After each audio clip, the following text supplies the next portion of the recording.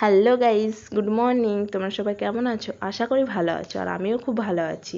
তো এটা আমার ফার্স্ট ব্লগ ভিডিও, জানি না কেমন হচ্ছে। তো অনেক দিন ধরে করবো ভাবছিলাম, ঠিক করে ওঠা হয়নি। আজকে ফাইনালি শুরু করে দিলাম। তো আমার ভিডিওটা যদি তোমাদের ভালো লেগে থাকে তো একটা লাইক, একটা কমেন্ট এবং সাবস্ক্রাইব করে দেবে। তোমরা যদি আমার পাশে থাকো তাহলে আমার ভিডিও বানানোর ইচ্ছাটা আরও বাড়বে। তো আমাদের কাছে আম হয়েছিল, সেটাই দেখাচ্ছিলাম। বড় বড় আম হয়েছিল, সেটাই আমাদেরকে দেখাচ্ছিলাম তোমাদেরকে। এটা আমার দিদির মেয়ে, এর সাথে খুব মজা করছিলাম, এমনি আর কি মারছিলাম। যেহেতু আমি বাবার বাড়িতে বেড়াতে এসেছি, তো ওকে বলছিলাম যে আমি বাড়ি চলে যাব। ও বলছে না মাসিমণি তুমি যেও না, তুমি চলে গেলে আমি কাকে মাসিমণি বলে ডাকবো, কে আমাকে খাইয়ে দেবে, আদর করবে। খুব পাকা, ওর সাথে এমনি আর কি মারছিলাম। খুব পাকা পাকা কথা বলে, তো তাই ওর সাথে কথাগুলো শোনার জন্য ওরকম করছিলাম। তো যাই হোক, দুপুর হয়ে গেছে আর ঘরে প্রচুর গরম, ওর জন্য গাছতলায় খাচ্ছি, আর মা আমাকে খাইয়ে দিচ্ছে। যা হয় আর কি, মেয়েরা বিয়ের পরে বাবার বাড়িতে এলে মায়েরা একটু আদর করে খাইয়েই দেয়।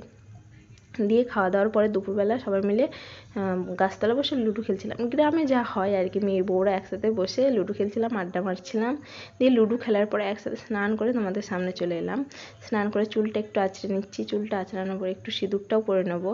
যেহেতু আমরা বউ, যা হয় আর কি, স্নান করে আগে সিঁদুরটা পরতে হবে, আর সব কাজের আগে আগে সিঁদুরটা পরতে হবে।